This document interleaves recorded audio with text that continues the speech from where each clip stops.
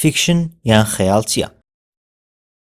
ئەو ژانرە ئەدەبی و هونەریەیە کە لە خەیاڵەوە سەرچاوە دەگرێت و هیچ بنەمایەکی ڕاستەقینەی نییە کە تیایدا دیالۆگ و کارکتەر و بگرە لۆکەیشنی خەیاڵی دروست دەکرێت.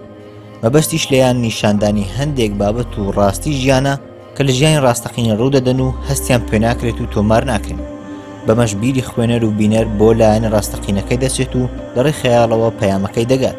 بەهۆی خەیاڵ جیهانێکی نوێ لە هەمان کات هاوشێوەی جیهانی ڕاستەقینە پیشانی خوێنەر و بینەر دەدات. ئەمانیش بە سێ شێوە دەکرێت پێشکەش بکرێن. یەکەم کورتە چیرۆک یاخود کورتە فیلم کە لە 1000 تا 7000 وشەیە و بە یەک خول دەخوێنرێتەوە و لە 30 لاپەڕە تێپەڕ ناکات.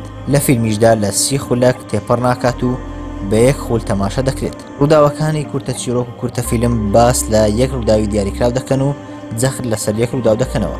هەروەها کارکتەرەکانیشیان کەمن. نمونەش بۆ ئەمە کورتە چیرۆکی یانەسیبی شێرلی جاکسن کە لە هەمان کاتدا بە شێوازی کورتە فیلم بەردەستە لە یوتیوب. دوم شێوە کورتە ڕۆمان کە ئەوانیش لە 7000 تاکو 50000 وشە پێک دێت کە ئەمەش دەکاتە 30 بۆ 120 لاپەڕە.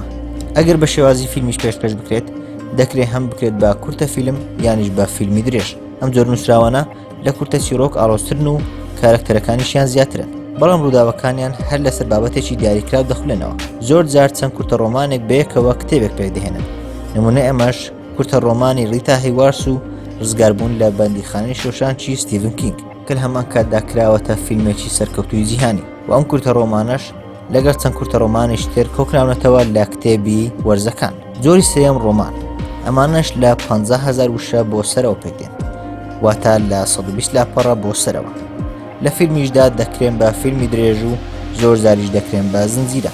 ڕووداوەکانی ئەم زۆر نووسراوانە ئاڵۆزن و کارکتەرەکانیشیان بێشمارن.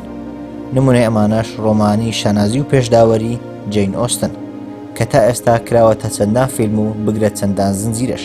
خەیاڵ دەکرێت لە چەند شێوازێک پێشکەش بکرێت، ئەوانیش وەک فانتازیا، خەیاڵی زانستی ترسێنەر یان چەندان جۆری تر کە دواتر لە ڤیدیۆی تایبەت باسییان لێوە دەکەین. ئەمە بە کورتی باسێک بوو لەبارەی خەیاڵ بە هیوای سوود.